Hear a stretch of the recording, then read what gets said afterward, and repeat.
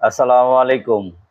দেশ এবং প্রবাস থেকে প্রতিনিয়ত যারা আমার ইউটিউব চ্যানেল মুজিববাদ টিভি এবং ফেসবুক ভেরিফাই আইডি টিকটকের মাধ্যমে আমার কথাগুলো শুনেন, আপনাদের মূল্যবান বক্তব্য তুলে ধরেন এবং আমার কথার সাথে আপনাদের একমত পোষণ করেন, আবার কিছু বন্ধুগণ দ্বিমত পোষণ করতে পারেন, করে থাকেন, তাদেরকেও ধন্যবাদ জানাই আমার কথাগুলো আপনারা শুনবার জন্য।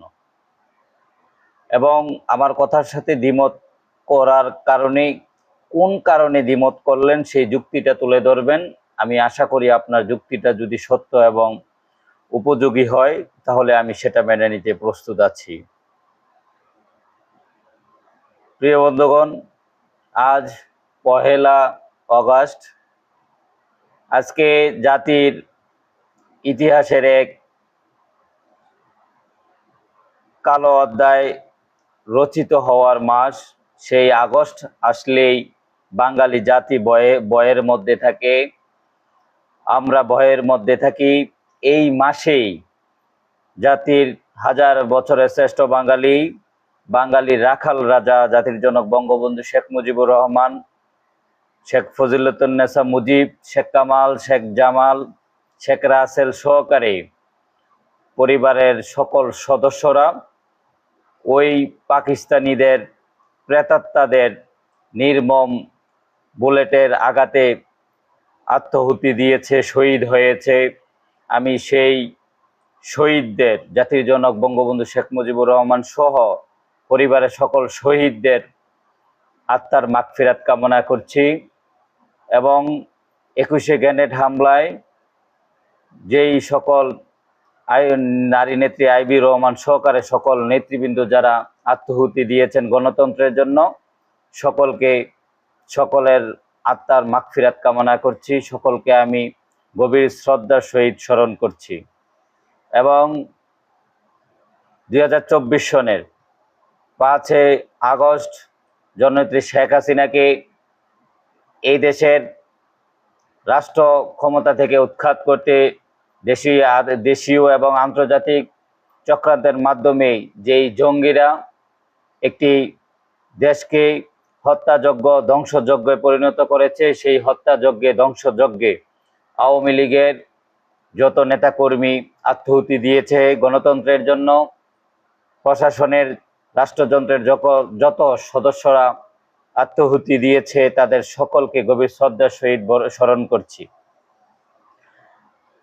প্রিয় বন্ধুগণ, আমি আমার যে হেডলাইনটি আজকে নির্ধারণ করেছি এবং আপনারা আমার স্ক্রিনে যেই ব্যাকগ্রাউন্ডটা দেখতে পাচ্ছেন, ডিসেম্বরের মধ্যেই ঐতিহাসিক তৃতীয় প্রত্যাবর্তন লোডিং। আমাদের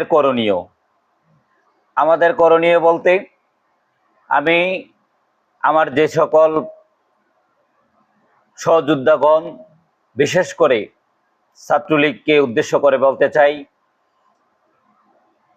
52 ভাষা আন্দোলন থেকে শুরু করে তারপর মহান মুক্তিযুদ্ধ এবং বাংলাদেশের গণতন্ত্র যতবার মুখ থুবড়ে পড়েছে, ধ্বংসের দ্বার প্রান্তে গিয়েছে, একমাত্র এশিয়ার সবচেয়ে বৃহৎ ছাত্র সংগঠন বাংলাদেশ ছাত্রলীগের নেতৃত্বে এই সকল গণতান্ত্রিক লড়াই সংগ্রাম হয়েছিল এবং ছাত্রলীগের নেতৃত্বেই গণতন্ত্র বারবার ধ্বংসের স্তূপ থেকে, ধ্বংসের দ্বারপ্রান্ত থেকে ফিরে এসেছিল।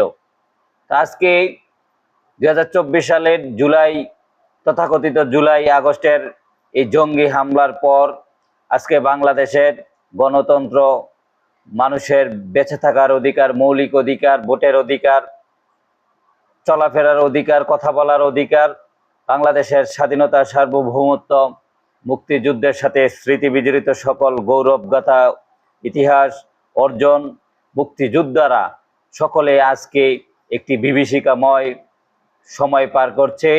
সেই বিভীষিকাময় সময় থেকে, সেই অন্ধকারচ্ছন্ন সময় থেকে নতুন সূর্যোদয়ের যেই প্রত্যয় ব্যক্ত করেছেন জননেত্রী শেখ হাসিনা।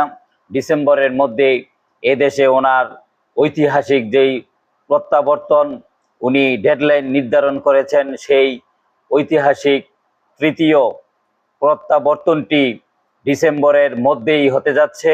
তার জন্য বাংলাদেশ ছাত্রলীগের প্রতিটি নেতাকর্মীকে কেন্দ্র থেকে জেলা, বিভাগ, মহানগর, উপজেলা, পৌরসভা এবং ওয়ার্ড, ইউনিয়ন, প্রত্যন্ত গ্রামগঞ্জের সকল নেতাকর্মীদেরকে ঐক্যবদ্ধ হয়ে আমরা ডিসেম্বরের মধ্যে মাননীয় নেত্রীর তৃতীয় ঐতিহাসিক স্বদেশ প্রত্যাবর্তনকে আমরা সফল করতে হবে, শতভাগ নিশ্চিত করতে হবে। তার জন্য আমাদের জীবনের সর্বোচ্চ ত্যাগ যদি করতে হয়, সেটাকে আমরা মাথা পেতে নিতে হবে। আমরা মানসিক এবং শারীরিকভাবে প্রস্তুত থাকতে হবে। সেই জন্য বলতে চাই, আমাদেরকে এখন থেকে চিন্তা করতে হবে কি করতে হবে, কি করণীয়, কি করলে কি হবে, সেই বিষয়ে আমাদেরকে এখনই সিদ্ধান্ত নিতে হবে। নেত্রী যেহেতু সিদ্ধান্ত দিয়ে দিয়েছে, আমরাও চাচ্ছি, এই দেশের জনগণ অধীর আগ্রহ নিয়ে বসে আছে জননেত্রী শেখ হাসিনার তৃতীয় ঐতিহাসিক স্বদেশ প্রত্যাবর্তনের অপেক্ষায়। মানুষ আজকে বসে আছে, সারা বাংলাদেশের মানুষ। তো সেই আজকে বাংলাদেশের মানুষের আশা পূর্ণ করার জন্য জননেত্রী শেখ হাসিনা জীবনের মায়া ত্যাগ করে, মৃত্যুর ঝুঁকি নিয়ে, ফাঁসির ঝুঁকি নিয়ে, অ্যারেস্ট হওয়ার ঝুঁকি নিয়ে জননেত্রী শেখ হাসিনা যে সিদ্ধান্ত নিয়েছে, সেই সিদ্ধান্তকে শতভাগ সফল করতে হলে ছাত্রলীগের ভূমিকা সবচেয়ে বেশি হতে হবে। তার সাথে আওয়ামী লীগ, যুবলীগ, স্বেচ্ছাসেবক লীগ, কৃষক লীগ, শ্রমিক লীগ, মহিলা আওয়ামী লীগ, মহিলা যুবলীগ সহ মুক্তিযুদ্ধের পক্ষের সকল শক্তিকে আমি আহ্বান করব, আসুন আমরা ওই দিন জননেত্রী শেখ হাসিনার সাথে ঐক্যবদ্ধভাবে আমাদের যত মামলা মোকদ্দমা সব কিছু, জেল জুলুম হুলিয়াকে উপেক্ষা করে আমরা জননেত্রী শেখ হাসিনার সাথে গায়ে কাঁধে কাঁধ মিলিয়ে ওই দিন তথাকথিত রাষ্ট্রযন্ত্রের রক্তচক্ষুকে অপেক্ষা করে আমাদেরকে যদি অ্যারেস্ট করে, তাহলেও আমরা পিছুপা হব না।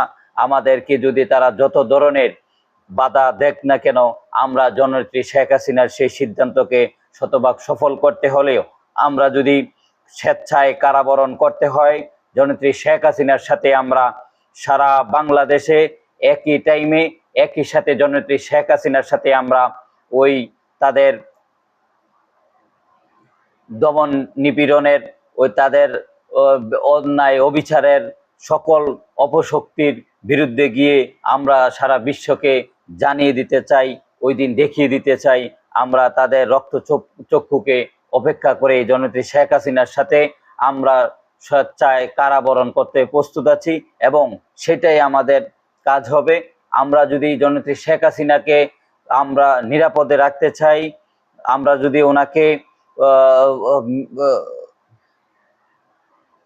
আমরা একটি মানব প্রাচীর নির্মাণ করে আমরা জননেত্রী শেখ হাসিনার যদি জেলে যায়, তাহলে জেলে যেতে হয় জননেত্রী শেখ হাসিনাকে ওই দিন, তাহলে আমরাও মানসিকভাবে প্রস্তুতি নিয়ে রাখতে হবে, শারীরিকভাবে প্রস্তুতি নিয়ে রাখতে হবে এবং জননেত্রী শেখ হাসিনার সাথে আমরা ওই দিন যেন সকলেই, সারা বাংলাদেশ থেকে সকল নেতাকর্মীরা স্বেচ্ছায় কারাবরণ করতে পারি এবং তাদেরকে দেখে দিতে পারি যে জননেত্রী শেখ হাসিনার কর্মীরা, বঙ্গবন্ধুর কর্মীরা জেল জুলুম হুলিয়াকে ভয় করে না, কোনো পরোয়া করে না, তাদের রক্তচক্ষুকে অপেক্ষা করে আমরা ওই দিন একটি বিপ্লব ঘটাতে চাই। সেই প্রত্যয় নিয়ে আমি আমার সকল বন্ধুদেরকে আহ্বান করব, আসুন আমরা এখন থেকে প্রস্তুতি নেই জননেত্রী শেখ হাসিনার ঐতিহাসিক তৃতীয় স্বদেশ প্রত্যাবর্তনকে কেন্দ্র করে।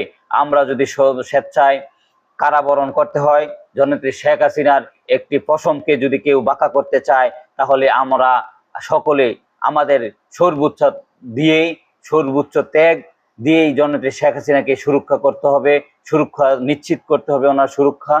এবং আমরা জননেত্রী শেখ হাসিনার সিদ্ধান্তকে সাধুবাদ জানিয়ে আমরা ফুলের মালা হিসেবে এই স্বেচ্ছায় কারাবরণ কর্মসূচিকে আমরা সামনে রেখে আমাদের এই বিপ্লব জননেত্রী শেখ হাসিনার ঐতিহাসিক স্বদেশ প্রত্যাবর্তনকে আমরা শতভাগ সফল করব। জয় বাংলা, জয় বঙ্গবন্ধু।